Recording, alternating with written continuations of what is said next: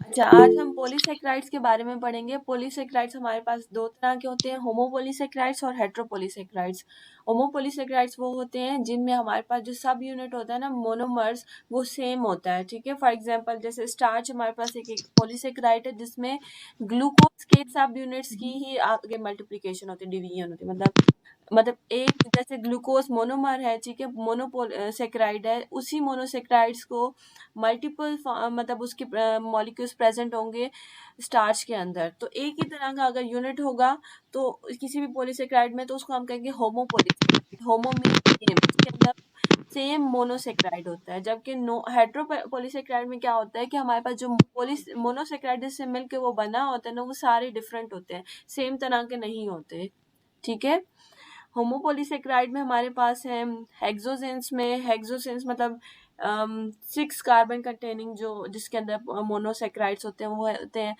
ग्लूकोसेंस जिसके अंदर starch, dextrin, glucagon और सेलुलोज है। इसके अलावा हमारे पास फ्रुक्टोसेंस है। फ्रुक्टोसेंस में हमारे पास जो रिपीटिंग यूनिट होगा वो होगा फ्रुक्टोज का, और सेम यूनिट होगा फॉर एग्जांपल इनुलिन। इनुलिन के अंदर सारे मोनोसेक्राइड्स फ्रुक्टोज के होते हैं। इसके अलावा ग्लैक्टोसेंस है जो एगर एगर के बने होते हैं।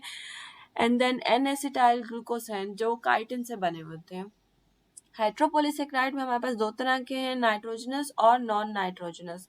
मतलब ऐसे पॉलीसेक्राइड्स जो नाइट्रोजन कंटेनिंग होते हैं, उसके अंदर हमारे पास न्यूट्रल और एसिडिक है। ठीक है, न्यूट्रल में हमारे पास ग्लाइकोप्रोटीन और म्यूकोप्रोटीन है, और एसिडिक वो होते हैं जो एसिडिक कैरेक्टर के होते हैं, जिसमें हमारे पास सल्फर फ्री भी है और सल्फर कंटेनिंग एसिडिक और हेट्रोपॉलीसेक्राइड भी है।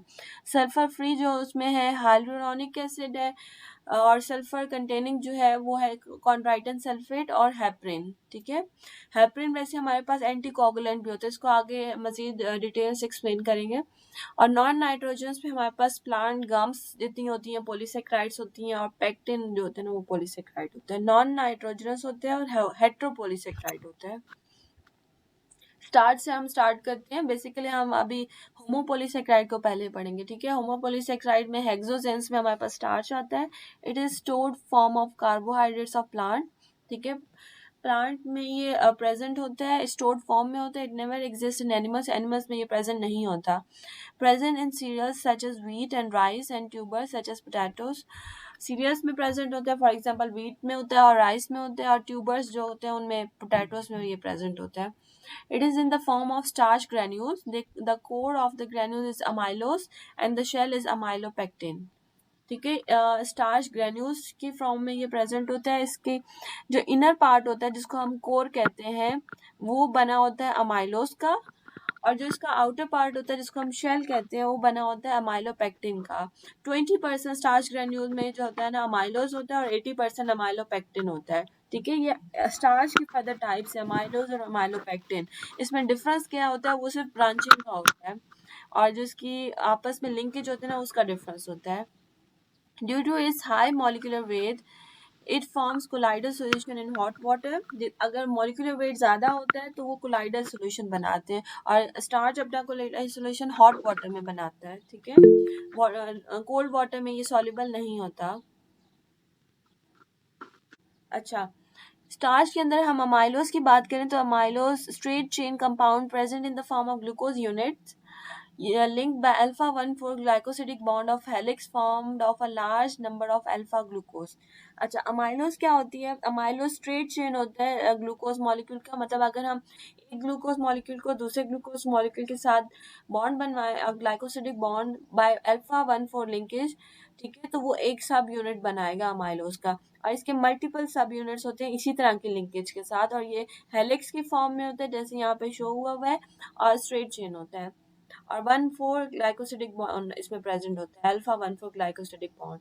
जबकि अमाइलोपेक्टिन की बात करें तो अमाइलोपेक्टिन में यहाँ पे आप डायग्राम देखें तो सिर्फ स्ट्रेट चेन नहीं है, स्ट्रेट चेन के साथ ब्रांचिंग भी हुई हुई है। ठीक है, जैसे अमाइलोज में सिर्फ एक सीधी चेन थी जिसमें सिर्फ ग्लूकोज सब यूनिट थे।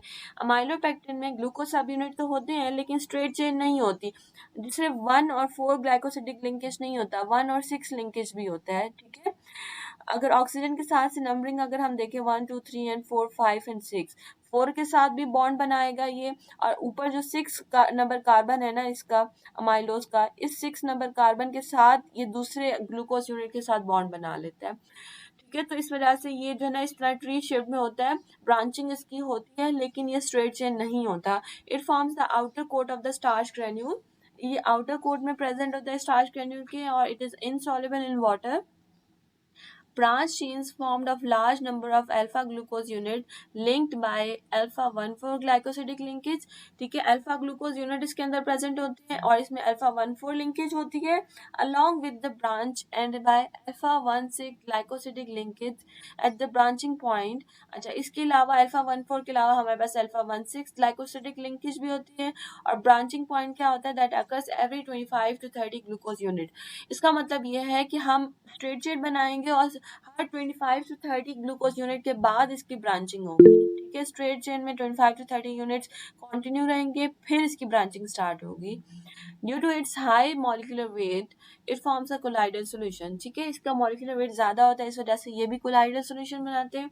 Starch can be hydrolyse by HCl और अमाइलेज। स्टार्च मॉलिक्यूल को जब हम हाइड्रोलाइज करते हैं तो दो तरह से कर सकते हैं, या तो एसिड हाइड्रोलिसिस होगी या फिर एंजाइम हाइड्रोलिसिस होगी। एसिड हाइड्रोलिसिस में HCl से ये हाइड्रोलाइज होगा, हाइड्रोक्लोरिक एसिड, और एंजाइम अमाइलेज एंजाइम जो होता है वो इसको हाइड्रोलाइज करवाता है। इसके बाद है हमारे पास dextrin, products of hydrolysis of starch and include amylodextrin and erythrodextrin, achrodextrin which form colour with iodine. अच्छा, डेक्स्ट्रिन जो होता है ना वो इटसेल्फ प्रोडक्ट होता है स्टार्च की हाइड्रोलिसिस से ऑब्टेन्ड होता है। ठीक है, इसमें भी ग्लूकोज के सब यूनिट होते हैं, और ये स्टार्च को जब हाइड्रोलाइज करेंगे तो हमारे पास डेक्स्ट्रिन ऑब्टेन्ड होता है। इसकी फर्दर टाइप्स है अमाइलोडेक्स्ट्रिन है, एरिथ्रोडेक्स्ट्रिन है और एक्रोडेक्स्ट्रिन है। और ये जो है ना आयोडीन के साथ जब हम इसको टेस्ट करते हैं तो ये आयोडीन के साथ कलर शो करता है। ठीक है, स्वीट टेस्ट होता है डेक्स्ट्रिन का, easily digested than starch as in corn and rice syrup. Starch से ज़्यादा अच्छे तरीके से जो है ना डेक्स्ट्रिन इजीली डाइजेस्ट हो जाता है बॉडी में, ये कॉर्न और राइस सिरप में प्रेजेंट होता है। इसके बाद है डेक्स्ट्रैन, a compound formed of alpha glucose unit linked by alpha 1,4, alpha 1,3 and alpha 1,6 linkage present in the form of network that is synthesized by certain bacteria having sucrose in its media। Dextran में क्या होता है, जैसे हमने पीछे starch में पढ़ा था, स्टार्च में हमारे पास अमाइलोज जो था उसमें सिर्फ 1,6 लिंकेज था, अल्फा 1,6 लिंकेज था। अमाइलोपेक्टिन में हमारे पास जो अमाइलोज था ना उसमें अल्फा 1,4 लिंकेज था, और अमाइलोपेक्टिन जो था उसमें 1,4 और 1,6 दोनों लिंकेज थे। इसी तरह डेक्स्ट्रान जो है इसमें 1,4 लिंकेज भी है, 1,6 लिंकेज भी है, और इसके अलावा एक अल्फा 1,3 लिंकेज भी इसमें प्रेजेंट होता है। ठीक है, और ये बैक्टीरिया के थ्रू सिंथेसिस इसकी होती है, और जब इसको सिंथेसाइज किया जाता है तो उस मीडिया के अंदर सुक्रोज प्रेजेंट होना चाहिए। It has great biochemical importance. It is used as a plasma substitute to restore blood pressure in cases of shock. अगर पेशेंट के अंदर शॉक हो जाता है ना किसी पेशेंट को, तो उसमें क्या होता है कि बीपी आपका ड्रॉप कर जाता है, ब्लड प्रेशर बहुत कम हो जाता है, और जो है तो ब्लड वॉल्यूम भी कम हो जाता है। तो ऐसे पेशेंट में डेक्स्ट्रान दिया जाता है प्लाज्मा के मतलब सब्स्टिट्यूट के तौर पे। ठीक है, ताकि वो रीस्टोर कर सके, शॉक की वजह से जो ब्लड प्रेशर आपका डिक्रीज हो गया है ऐसे शॉक के पेशेंट्स में, तो उसको रीस्टोर किया जा सकता है। Iron use for treatment of iron deficiency anaemia is use as dextran ferrous sulphate intramuscular injection. अगर आयरन डेफिशिएंसी एनीमिया है पेशेंट के अंदर, तो आयरन जब उसको दिया जाता है तो आयरन डेक्स्ट्रैन के मिक्सचर के साथ दिया जाता है। ठीक है, डेक्स्ट्रैन फेरस सल्फेट जो होता है ना ये इंजेक्ट किया जाता है और इंट्रामस्कुलर इंजेक्शन दिया जाता है। Sodium dextran sulphate is an anticoagulant. ठीक है, सोडियम डेक्स्ट्रेन सल्फेट हम यूज करते हैं एज एन एंटीकोगुलेंट। एंटीकोगुलेंट हम यूज करते हैं जब हमें क्लॉटिंग को स्टॉप करना होता है। ठीक है, क्लॉटिंग को प्रिवेंट करने के लिए हम एंटीकोगुलेंट देते हैं which is sodium dextran sulphate. इसके बाद है हमारे पास glycogen, it is the stored form of carbohydrate in animal. जैसे हमने पीछे पढ़ा था सेल्यूलोज, सेल्यूलोज हमने कहा था कि सिर्फ प्लांट में प्रेजेंट होता है, तो ये जो ग्लाइकोजन होता है ना, ये एनिमल में भी प्रेजेंट होता है, ठीक है। स्टार्च भी प्लांट में प्रेजेंट होता है। इसके अलावा ग्लाइकोजन पर्टिकुलरली इन मसल्स और लिवर में प्रेजेंट होते हैं। एनिमल के मसल्स और लिवर में ग्लाइकोजन प्रेजेंट होता है, स्टोर्ड फॉर्म ऑफ ग्लूकोज होता है, ठीक है। Its structure is similar to amylopectin, a branch tree with alpha-1 for glycosidic linkage along with the branch of alpha-1 से glycosidic linkage at the branching point। इसका structure similar होता है, माइलोपेक्टिन की तरह ही होता है। अल्फा-1 4 लिंकेज भी होता है और अल्फा-1 6 लिंकेज भी होता है। लेकिन जो डिफरेंस यहाँ पे आता है वो ये होता है कि जैसे हमने पीछे कहा था कि जो ब्रांचिंग होती है वो 25 to 30 के बाद होती है। यहाँ पे क्या होता है कि glycogen tree is shorter and more branch. A branching point is every 8 to 10 glucose unit than amylopectin, ठीक है। यहाँ पे क्या होता है, ब्रांचिंग पॉइंट क्या है, हर 8 से 10 ग्लूकोज यूनिट के बाद फिर ब्रांचिंग होगी। मतलब ब्रांचिंग इसमें जल्दी जल्दी होती है एज कम्पेयर टू अमाइलोपेक्टिन, और इसका जो ट्री बनता है वो शॉर्टर होता है और ज्यादा ब्रांचिंग इसमें होती है। सेलुलोज है इसके बाद। It is a structural polysaccharide and form the skeleton of plant cells and does not enter in animal cell structure. Structure polysaccharide होता है, प्लांट सेल में प्रेजेंट होता है, एनिमल सेल में प्रेजेंट नहीं होता। It is a straight chain molecule formed of a large number of beta glucose unit. Straight chain होता है, बीटा ग्लूकोज यूनिट होते हैं, linked by beta 1 for glycosidic linkage. पीछे हमने जितने भी स्ट्रक्चर पढ़े थे उन सब में अल्फा 1 4 लिंकेज या जो भी चलो लिंकेज था, लेकिन वो अल्फा ग्लूकोज यूनिट के साथ था। लेकिन यहाँ पे बीटा ग्लूकोज यूनिट के साथ होगा। अल्फा और बीटा ग्लूकोज में डिफरेंस ये होता है कि जो कार्बन नंबर 1 होता है ना ग्लूकोज का, उसमें अगर रिंग फॉर्म में अगर वो हाइड्रोक्सिल ग्रुप ऊपर की तरफ होगा तो वो बीटा ग्लूकोज होता है, और अगर हाइड्रोक्सिल ग्रुप नीचे की तरफ होगा तो वो अल्फा ग्लूकोज यूनिट होता है। और ये दोनों इसके एनोमर्स होते हैं। It is water insoluble and enters in the structure of cotton and paper। Water में solubilize ये नहीं होता, कॉटन और पेपर के स्ट्रक्चर में ये प्रेजेंट होता है। It is the major food for herbivorous animal where it is fermented into the volatile fatty acid, ठीक है। प्लांट्स में ये प्रेजेंट है तो ऑफ कोर्स हर्बीवोरस जो होते हैं, इसको प्लांट जब कंज्यूम करेंगे तो उनका मेजर फूड सोर्स यही होगा cellulose, where it is fermented into. और हर्बीवोरस के अंदर जाके ये फर्मेंटेड हो जाती है और वोलेटाइल फैटी एसिड प्रोड्यूस करते हैं। It gives cellobiose on hydrolysis with HCl। HCl के साथ इसकी हाइड्रोलिसिस कराएंगे तो ये सेलोबायोस प्रोड्यूस करेगा। It is indigestible but is very essential in food. Body में ये डाइजेस्ट नहीं होता लेकिन फिर भी ये फूड का बहुत इंपॉर्टेंट पार्ट होता है। फॉर एग्जांपल हम जितने भी सैलेड यूज करते हैं, सैलेड्स के अंदर भी सेलुलोज प्रेजेंट होता है। Prevention of constipation by increasing the bulk of stool. Stool bulk की जो है ना इंक्रीज करवा के कॉन्स्टिपेशन पेशेंट में जो है ना उससे प्रिवेंट करवा सकते हैं। Its fermentation by large intestinal bacteria gives volatile fatty acid. जब इन लार्ज इंटेस्टाइनल बैक्टीरिया इसको फर्मेंट करेंगे तो वोलेटाइल फैटी एसिड प्रोड्यूस होता है, that is anti cancer for colon cancer and gives also some water soluble vitamins, ठीक है। Intestinal bacteria के थ्रू अगर इसकी फर्मेंटेशन होगी तो वोलेटाइल फैटी एसिड प्रोड्यूस होते हैं, और ये वोलेटाइल फैटी एसिड जो होते हैं ना वो एंटी कैंसर होते हैं, ठीक है। कोलोन कैंसर से ये प्रिवेंट करवाते हैं, एंड इसके अलावा कुछ वाइटामिन भी ये प्रोड्यूस करवाते हैं, water soluble vitamins, ठीक है। It absorbs toxin present in the foods and prevents its absorption into the body। Body में अगर कोई टॉक्सिन है तो ये उसको एब्जॉर्ब करवा लेगा अपने ऊपर, और फिर उस टॉक्सिन को ब्लड के अंदर या बॉडी के अंदर इसकी एब्जॉर्प्शन को प्रिवेंट करवाएगा। डिफरेंस क्या है स्टार्च, ग्लाइकोजन और सेलुलोज में, कि स्टार्च जो होते हैं ना वो स्टोर्ड फॉर्म ऑफ कार्बोहाइड्रेट्स होते हैं प्लांट्स के अंदर। ग्लाइकोजन जो होते हैं ना वो कार्बोहाइड्रेट स्टोर्ड फॉर्म में होते हैं लेकिन एनिमल्स के अंदर होती हैं। और जो सेलुलोज है structure form of carbohydrate in plants है but prevents constipation in humans, ठीक है। सेलुलोज भी प्लांट के अंदर ही प्रेजेंट होते हैं और प्रिवेंट करवाते हैं कॉन्स्टिपेशन ह्यूमंस के अंदर।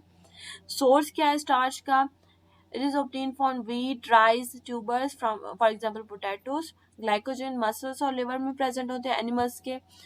सेलुलोज जो होता है वो linen, cotton are nearly pure cellulose, ठीक है। कॉटन और लिनन के अंदर जो होते हैं ना प्योर सेलुलोज प्रेजेंट होता है। अच्छा मैं आजान हो रही है तो फिर आजान की ब्रेक कर लेते हैं 5 minute.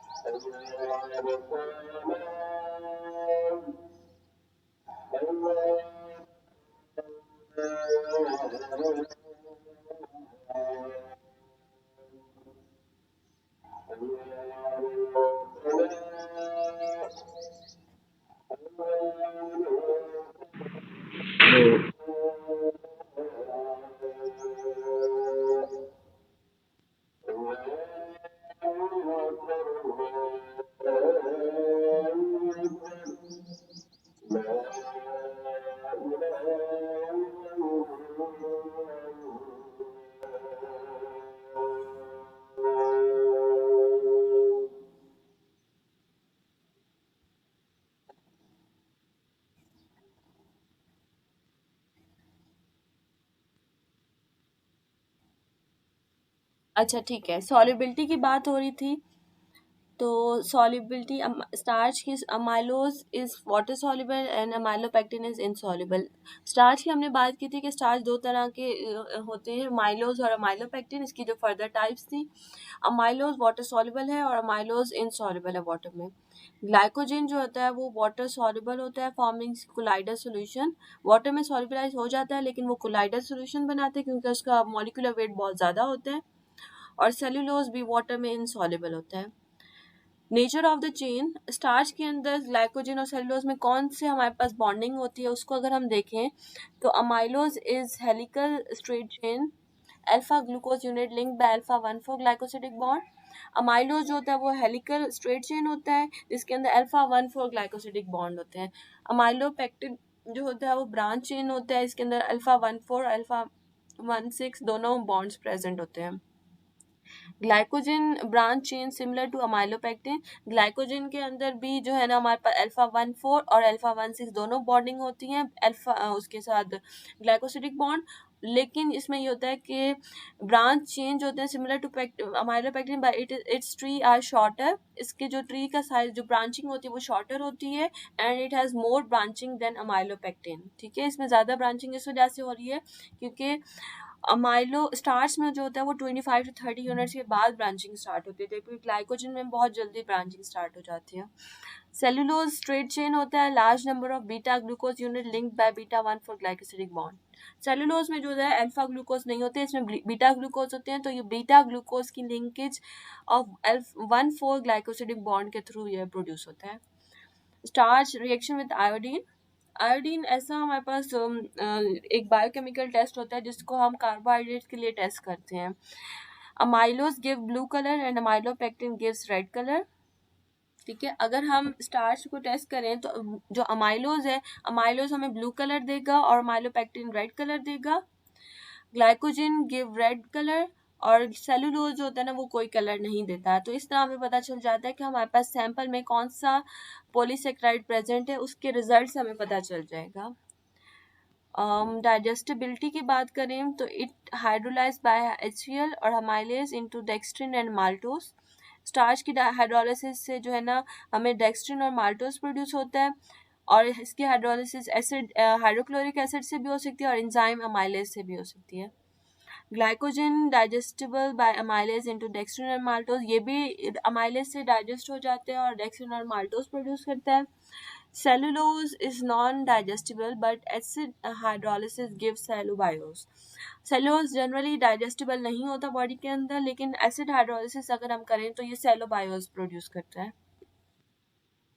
फ्रुक्टोसेंस, they are formed of fructose as a building unit such as inulin. पीछे जितने भी हमने पढ़े थे वो ग्लूकोसेंस थे, मतलब ग्लूकोज सब यूनिट इसके अंदर प्रेजेंट था। अब हम पढ़ रहे हैं फ्रुक्टोसेंस, मतलब इस स्ट्रक्चर के अंदर जो है ना फ्रुक्टोज सब यूनिट होंगे। फॉर एग्जांपल इनुलिन का हमारे पास स्ट्रक्चर है, inulin formed of fructose only and present in onions. Onions के अंदर ये प्रेजेंट होता है और फ्रुक्टोज सब यूनिट से बना होता है, non metabolise in human body. Therefore it is used in evaluation of kidney function as a part of inulin clearance test. अच्छा, ये बॉडी के अंदर इनुलिन मेटाबोलाइज नहीं होता, तो इस वजह से हम इसको किडनी फंक्शन के टेस्ट के तौर पे भी यूज़ कर सकते हैं. मतलब ये जब नॉन डाइजेस्टिबल फॉर्म में ये एक्सक्रीट आउट होगा यूरिन से, तो हाँ, अगर यूरिन में इनुलिन प्रेजेंट होगा तो हमें पता चल जाएगा कि बॉडी के अंदर था. लेकिन जब यूरिन में से इनुलिन फ्री हो जाएगा तो इस तरह हमें पता चलेगा कि क्लियरेंस इनुलिन क्लियरेंस टेस्ट जो है पॉजिटिव आ गया, और इस बॉडी के अंदर ये प्रेजेंट नहीं है. और किडनी फंक्शन के तौर पे भी हम इसको एक्ट कर सकते हैं कि बॉडी के अंदर कितने लेवल ऑफ इनुलिन प्रेजेंट होगा तो वो नॉर्मल एक्ट करेगी, और कितना होगा तो वो एबनॉर्मल एक्ट करेगी. Galactosense, they are formed of galactose as the building units such as agar.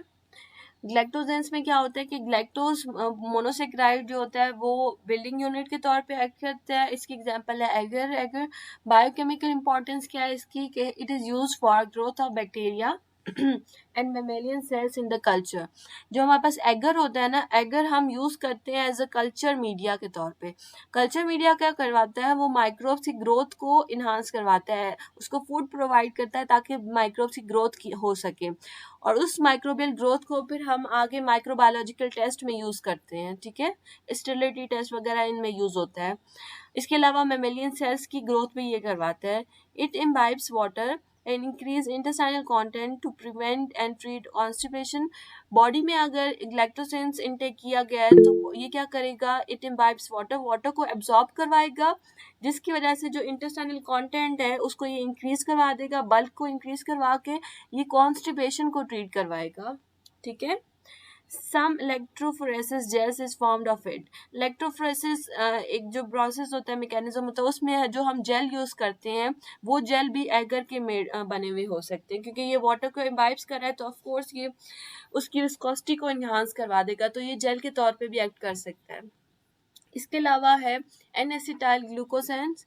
It is होमोपोलीसेक्राइड form of beta N-acetyl glucosamine units such as chitin of insects. हमारे पास N-acetyl glucosamine made of beta glucose जो है ना, हम इसको produce करवा सकते हैं. इसमें क्या होता है कि बीटा ग्लूकोज जो होता है ना, उसके साथ एडिशनल जो ग्रुप लगा होता है वो होता है एन एसिटाइल, मतलब एसिटाइलेटेड अमाइनो ग्रुप ऐड होता है, जिसकी वजह से हमारे पास ग्लूकोज अमीन प्रोड्यूस होता है. और ये बीटा यूनिट होते हैं, तो मतलब ग्लूकोज में एनोमेरिक कार्बन पे हाइड्रोक्सिल ग्रुप जो होता है ना वो ऊपर वाली साइड पे होगा, मतलब अपवर्ड पोजीशन पे होगा, तो इस वजह से इसको हम ग्लूकोज बीटा ग्लूकोज कहेंगे. इंसेक्ट्स के अंदर ये काइटिन में ये प्रेजेंट होता है. It is chitin is a homopolysaccharide form of beta N acetyl glucosamine unit linked by beta 1 for glycosidic linkage present in the exoskeleton of the skin. Exoskeleton of the insects के exoskeleton में chitin present होता है, जिसके अंदर beta 1 four glycosidic linkage के through beta N acetyl glucosamine present होता है. ठीक है. और ये होमोपोलीसेक्राइड है, सिंगल, यही जो एन एसिटाइल ग्लूकोसामीन है ना, इसी के मल्टीपल यूनिट्स होंगे, रिपीटिंग यूनिट्स होंगे. इसके बाद हमारे पास है हेट्रोपोलीसेक्राइड्स. हेट्रोपोलीसेक्राइड में सारे मोनोमर्स डिफरेंट होते, सेम नहीं होते. इसमें हमारे पास दो तरह के हेट्रोपोलीसेक्राइड हैं, नाइट्रोजनस और नॉन नाइट्रोजनस. जो नॉन नाइट्रोजनस होते हैं they do not contain sugar amines such as pectin and plant gums. जो नॉन नाइट्रोजनस है इसके अंदर अमाइनो ग्रुप प्रेजेंट नहीं होता. फॉर एग्जाम्पल हमारे पास है प्लांट गम्स और पेक्टिन. प्लांट गम्स क्या है कि exudates of the plants that do not contain amino sugar. Exudates होते हैं प्लांट्स के एक्सक्रीशंस होती हैं जिसके अंदर अमाइनो शुगर प्रेजेंट नहीं होता. Contains pentoses, hexoses and uronic acid. Pentose, hexose और यूरानिक एसिड इसके अंदर प्रेजेंट हो सकता है. For example Arabic gum which is rich in arabinose. ठीक है. फॉर एग्जांपल हम प्लांट गम में से एक एग्जांपल लें तो अरेबिक गम है हमारे पास. अरेबिक गम जो होती है ये अरेबिनोज से जो है ना इसका ज़्यादा कंटेंट होता है इसके अंदर, और इसके अलावा दूसरे इसके अंदर मोनोसेक्राइड्स भी प्रेजेंट होते हैं क्योंकि ये हेट्रोपोलीसेक्राइड है. और plant gums use as an emulsifying agent. Emulsion को की बनाने में जो हम यूज़ करते हैं केमिकल्स, ताकि वो हमारा जो इमल्जन है वो रिमेन सस्पेंडेड रहे इजीली इमल्जन के अंदर, हमारे डिस्पर्जन मीडियम के अंदर सस्पेंडेड फॉर्म में रहे, तो इस चीज़ के लिए हम इमल्सिफाइंग एजेंट यूज़ करते हैं. तो जो प्लांट गम्स होते हैं वो इमल्सिफाइंग एजेंट के तौर पे भी हम यूज़ कर सकते हैं. सेकंड है हमारे पास pectin, present in fruits and are responsible for settling of jams. Pectin जो होता है वो फ्रूट्स के अंदर प्रेजेंट होता है, और जब हम जैम्स बनाते हैं तो जैम्स में जैम्स की सेटलिंग के लिए पेक्टिन रिस्पॉन्सिबल होता है, वही उसकी सेटलिंग करवाता है। Formed of pentoses, hexoses, uronic acids, mainly galacto-uronic acid, ठीक है, ये पेंटोज, हेक्सोज, यूरोनिक और ग्लैक्टोयूरोनिक एसिड से मिलकर बना होता है। वाटर सॉल्युबल होता है, form from a water insoluble compound. Pectin itself water soluble होता है, लेकिन ये जिस कंपाउंड से बनता है ना, वो कंपाउंड वाटर में सॉल्युबलाइज नहीं होता। For example, Pectose present in raw fruits which is transformed into pectin by the action of sunlight, heat and pectase enzyme when fruits are ripe. अच्छा, फ्रूट्स के अंदर हमारे पास एक कंपाउंड होता है पेक्टोज, जो कि वाटर इनसॉल्युबल होता है। जब फ्रूट्स के ऊपर सनलाइट, हीट या फिर पेक्टेज एंजाइम एक्ट करेगा तो ये जो पेक्टोज था ना, ये कन्वर्ट हो जाएगा पेक्टिन के अंदर। ठीक है, जब फ्रूट्स राइप होते हैं तो जो पेक्टोज होता है वो पेक्टिन में कन्वर्ट हो जाता है। और इसके अलावा बायोकेमिकल इंपॉर्टेंस क्या है पेक्टिन की, it also act as emulsifying reagent. ठीक है, ये भी गम्स की तरह ये भी इमल्सिफाइंग एजेंट के तौर पे एक्ट करते हैं। डिमल्सेंट होते हैं, डिमल्सन का मतलब ये है कि ये जो है ना सूदिंग एजेंट के तौर पे काम करते हैं और इरिटेशन से प्रिवेंट करवाते हैं। Responsible for settling of jams, jams की सेटलिंग में रिस्पॉन्सिबल होते हैं। Increase in size when they absorb water forming a gel, so they are used in the treatment of infantile diarrhea. बच्चों के अंदर जो है इन्फेंट्स के अंदर जो है ना, जब डायरिया हो जाता है तो हम पेक्टिन को दे सकते हैं इन्फेंट्स में, क्योंकि ये जो होता है ना, ये इम्बाइब्स करते हैं, वाटर को एब्जॉर्ब करते हैं और इंटेस्टाइनल कंटेंट को इंक्रीज करवा देंगे, बल्क प्रोड्यूस कराएंगे, जिसकी वजह से जो है ना जेल प्रोड्यूस करेंगे, जिसकी वजह से ये इन्फेंटाइल डायरिया में यूज कर सकते हैं। नाइट्रोजनस हाइड्रोपोलिसेक्राइड्स में हमारे पास आ जाते हैं न्यूट्रल नाइट्रोजन हाइड्रोपोलिसेक्राइड्स, जिसमें है हमारे पास ग्लाइकोप्रोटीन्स, ये जिसको हम म्यूकोप्रोटीन्स भी कह सकते हैं। ग्लाइकोप्रोटीन के नाम से जाहिर हो रहा है, ग्लाइको मीन्स कार्बोहाइड्रेट्स और प्रोटीन्स अलग, सेम बायोमोलिक्यूल्स है। इसका मतलब ये है कि कार्बोहाइड्रेट्स और प्रोटीन दोनों का ये मिक्सचर होता है। Do not contain uronic acid और सल्फेट ग्रुप, ये न्यूट्रल नाइट्रोजनस हाइड्रोपोलिसेक्राइड्स है, तो इसका मतलब है कि इसके अंदर एसिडिक ग्रुप्स प्रेजेंट नहीं होंगे, क्योंकि ये न्यूट्रल है। ठीक है, formed of large protein cores to which are attached smaller branch or unbranched chains of carbohydrate.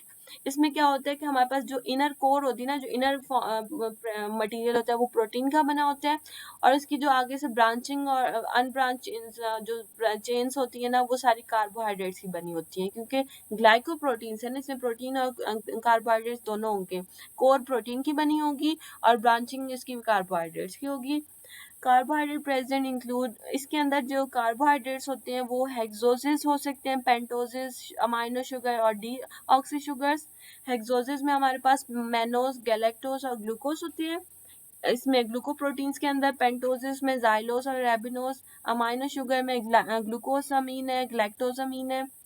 D oxy sugars में हमारे पास एल फ्यूकोज है, एल रैमनोज और सियालिक एसिड है। ठीक है, ये सारे कार्बोहाइड्रेट्स ग्लाइकोप्रोटीन के अंदर प्रेजेंट होते हैं।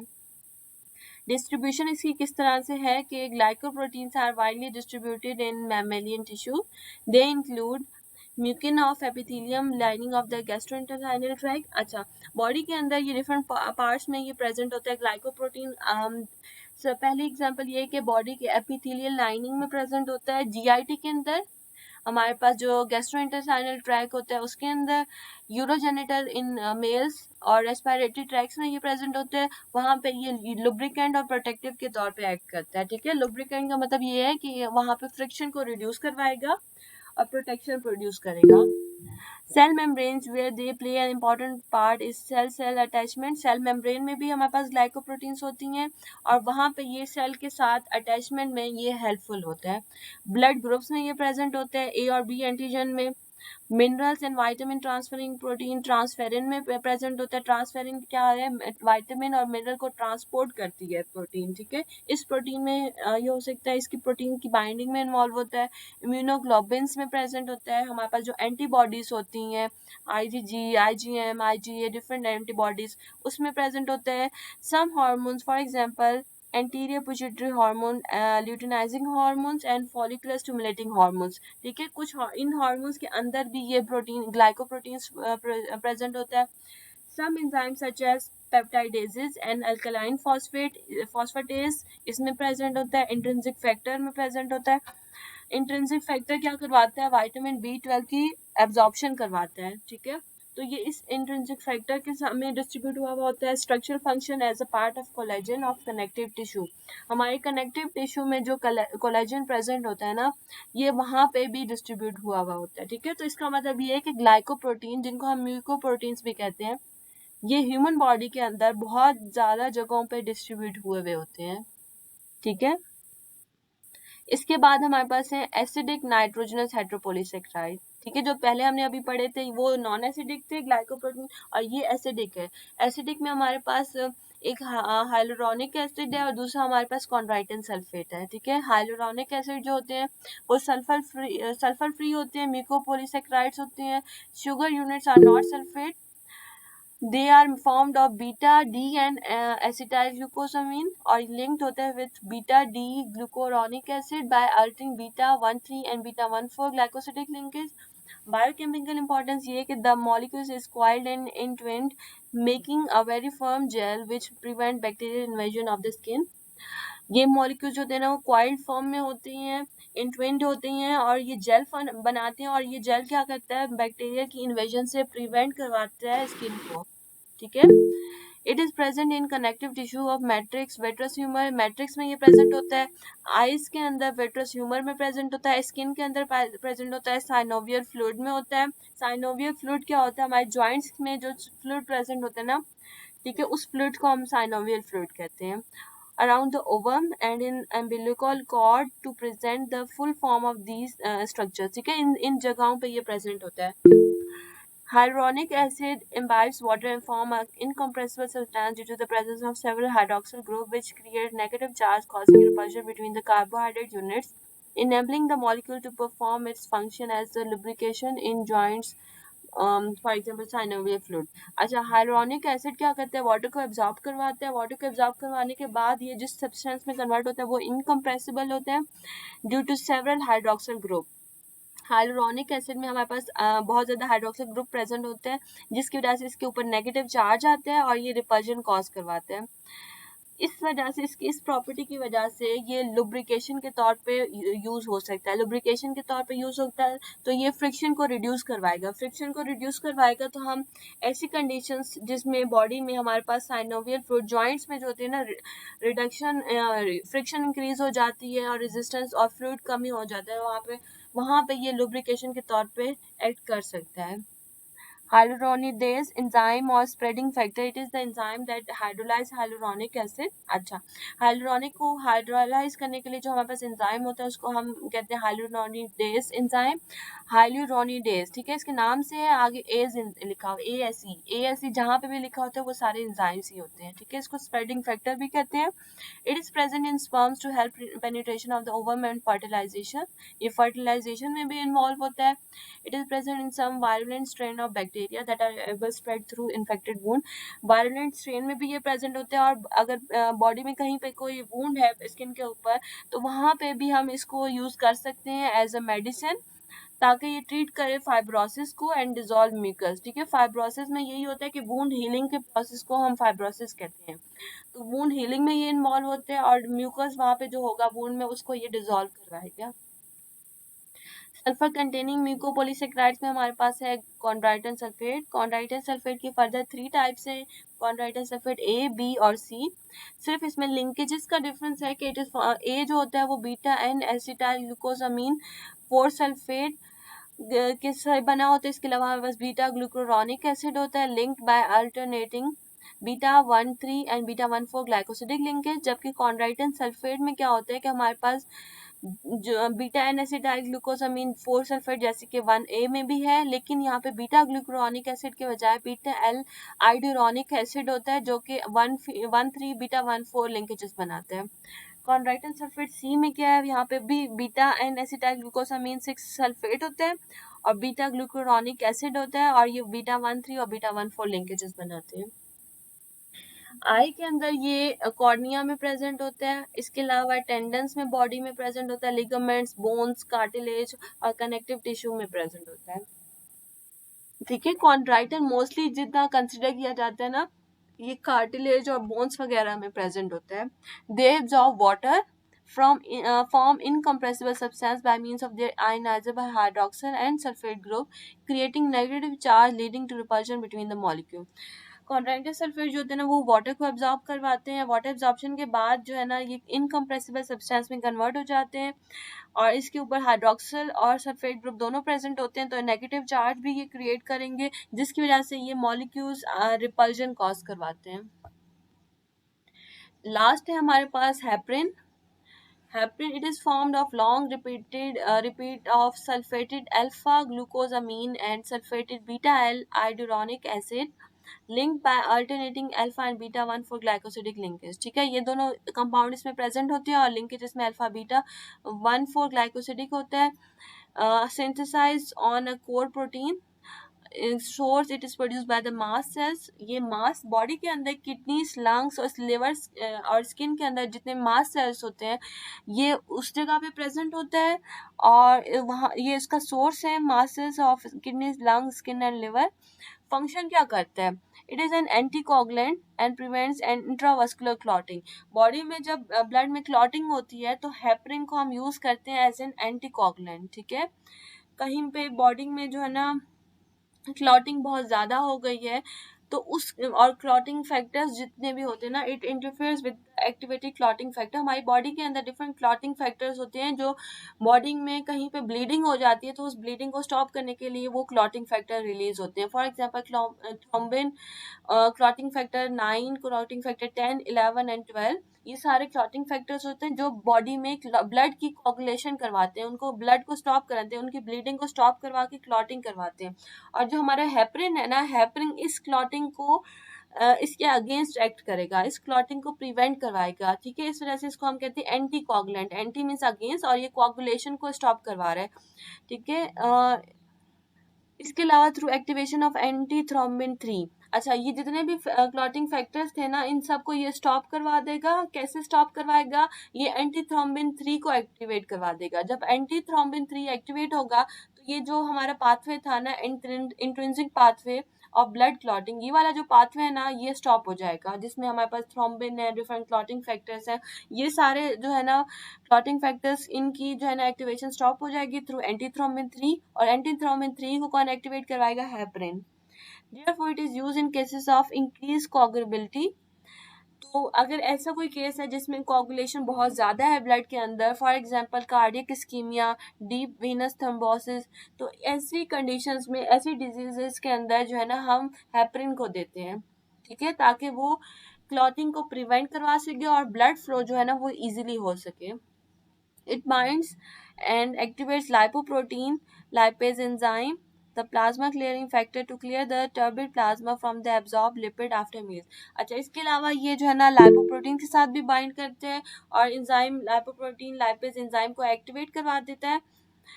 और ये एंजाइम क्या करता है? ये प्लाज्मा क्लियरिंग फैक्टर होता है और ये टर्बिड प्लाज्मा को जो है ना क्लियर में कन्वर्ट करवा देगा।